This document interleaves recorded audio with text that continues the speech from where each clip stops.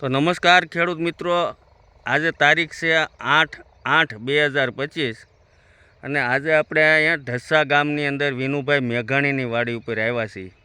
વિનુભાઈ આ વર્ષે પહેલી વાર સિંગનું વાવેતર અહીંયા કરેલું છે. ગયા વર્ષે કપાસનું વાવેતર હતું અને એ મને અત્યારે કીધું કે મારે આવી સિંગ છે અને તમે એક આંટો મારવા આવજો, અમને માર્ગદર્શન આપજો. તો વિનુભાઈની સિંગ જોઈને મને પણ બહુ ખુશી થઈ કે પહેલી વહેલી સિંગ વાવી એ છતાંય આ રીતનું એણે કાળજીપૂર્વક કામ કરેલું છે. વિનુભાઈ આમાં કેટલા સ્પ્રે કર્યા છે?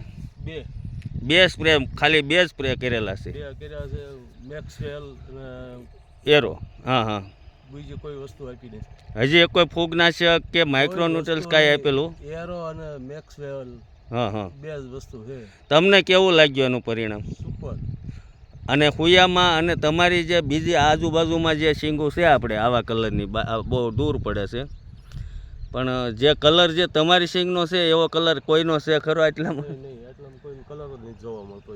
હા હા, આ એરો અને મેક્સવેલ બે જે સાટ્યું છે અમે 4 મિત્રોએ, હા, ટોટલનું આવું રિઝલ્ટ. બરાબર છે. અને પંપનો ખર્ચો પણ ઓછો છે, 60 રૂપિયાનો પંપ થાય છે બેયનો થઈને, અને 20 દિવસના રિઝલ્ટ અને 60 રૂપિયાનો પંપ થાય છે. ખેડૂત મિત્રો, આપણે દર વખતે વિડીયોમાં કહેતા જ હોઈએ છીએ. સંજયભાઈ તો 2 રાઉન્ડનું કહે છે, પણ મારે આમાં 4 કરવાના છે. 2 રાઉન્ડ થઈ ગયા ઓલરેડી, 2 રાઉન્ડ બાકી છે.